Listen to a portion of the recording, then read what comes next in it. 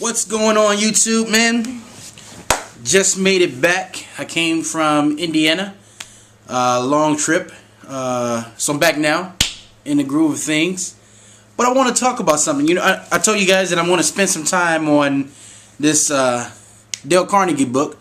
So I want to break down one thing at a time, because I'm doing this to reinforce my learning, but at the same time too, it's so many lessons in this book to just like narrow down and focus on one part at a time.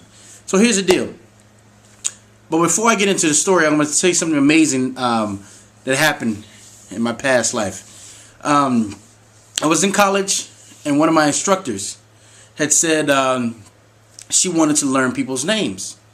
So she said, guys, I have a way of you telling me your name, and then after everyone in the class tells me their name, I'm going to repeat their name without writing anything down on a board or anything. But I'm going to need your help in doing this. So I'm like, okay. In this particular class, there was about 27 people. Now, keep in mind, I was amazed at this because, and this is something that I have to get better at too. When someone tells me their name, I don't know if I'm thinking about their shirt or thinking about something that I have to do, but I'll shake their hand, and within 10 seconds later, sometimes I forgot their whole name. So she said this, so I was like, okay, what does she mean by our participation? So she said, what I want you to do is to write your name down, and right beside your name, I want you to write something that associates yourself with your name. And I want you to put whatever you're associating with your name, I want you to put like the first letter of your name with that association. So with me, I said Abdul, alto saxophone, because I played the alto saxophone. So everyone did that. So let's just say if your name was Brian, Beef, you know, Catherine, I don't know, something that starts with a C and is related to her. So everyone went around the class and did this. She said in the back, we had to stand up and do this with our sign. And when everyone was done, to my amazement, she recited everyone's name in the class without making a mistake. And I was like, wow, that's powerful. And some of you guys may know that's name association, right? But why am I talking about names? Let me tell you why. In this book, right, the guy, Dale gives he gives an example of when you connect the name to a person, now you're on a personal level with them. He went into a grocery store 2 days in a row. And when he first went into the grocery store, he told the lady, hey, I want some turkey, a turkey sandwich, blah, blah, blah.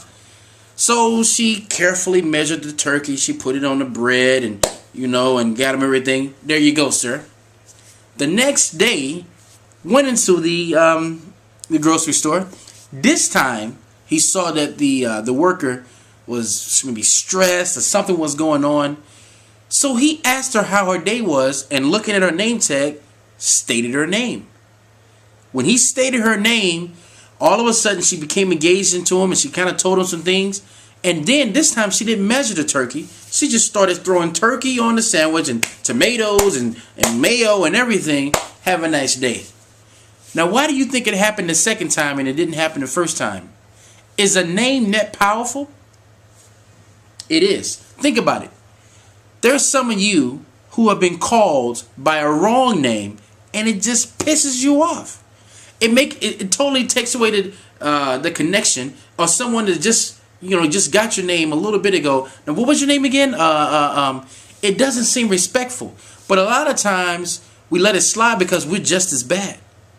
So he went to great lengths to talk about, I can't think of who it was, but anyway, there were men who actually memorized people's names, customers' names, and people they came in contact with a year later, because not only they had name association on steroids. And what they would do is, let's just say I'm Abdul.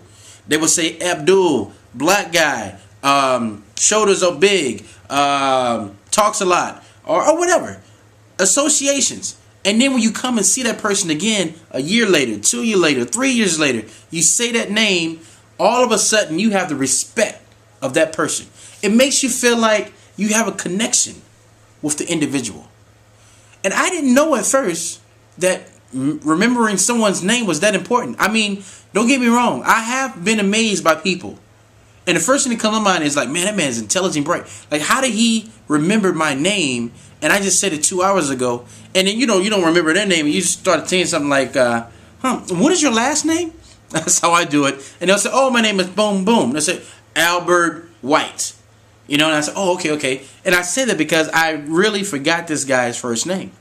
So now I'm going to try to do name association because I'm getting ready to start my other business. I want to memorize my customers' names and get to know these people and become connected with them, because if they spend money with me, I make more money. So I want to create a personal connection.